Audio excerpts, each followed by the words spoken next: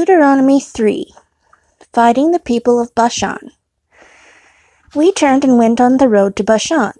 King Og of Bashan and all of his men came out to fight against us at Edrei. The Lord said to me, "Don't be afraid of Og. I have decided to give him to you. I will give you all his men and his land. You will defeat him just as you defeated Sihon, the Amorite king who ruled in Heshbon." So the Lord our God let us defeat King Og of Bashan. We destroyed him and all his men. Not one of them was left. Then we took all the cities that belonged to Og at that time.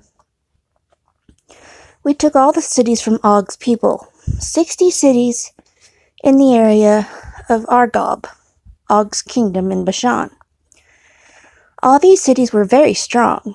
They had high walls, gates, and strong bars on the gates. There were also many towns that did not have walls. We destroyed them just as we destroyed the cities of King Sihon of Heshbon. We completely destroyed every city and all the people in them, even the women and the babies. But we kept all the cattle and the valuable things from the cities for ourselves. In that way we took the land from the 2 Amorite kings. We took that land on the east side of the Jordan River, from Arnon Valley to Mount Hermon. The people from Sidon call Mount Hermon Syrian, but the Amorites call it Sinir. We took all the cities in the high plain and all of Gilead. We took all of Bashan, all the way to the Salakah and Edrei. Salakah and Edrei were cities of Og's kingdoms of Bashan. Og was the king of Bashan. He was one of the few Rephaites still alive. His bed was made from iron, and it was over 13 feet long and 6 feet wide. The bed is still in the city of Rabbah, where the Ammonites live. The last land east of the Jordan River. So we took that land to be ours. I gave part of this land to the tribes of Reuben and Gad. I gave them the land from Aroer in the Arnon Valley to the hill country of Gilead, with the cities in it. They got half of the hill country of Gilead. I gave the other half of Gilead and the whole area of Bashan to half the tribes of Manasseh. Bashan was Og's kingdom. Part of Bashan was called Argob. It was also called the land of Rephaim. However you say that. Jair was the tribe of Manasseh. Jair, from the tribe of Manasseh, took the whole area of Argob. That area went all the way to the border of the Geshurites and the Maacathites. It was named for Jair, and even today people call Bashan the Towers of Jair.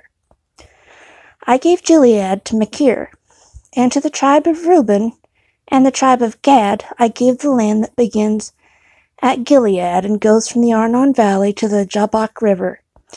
The middle of the valley is one border. The Jabbok River is the border for the Ammonites. The Jordan River near the desert is their western border. Lake Galilee is north of this area, and the Dead Sea is to the south.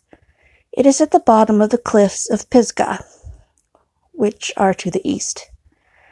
At that time I gave those tribes this command: "The Lord your God has given you the land on this side of the Jordan River to live in, but now your fighting men must take their weapons and lead the other Israelite tribes across the river.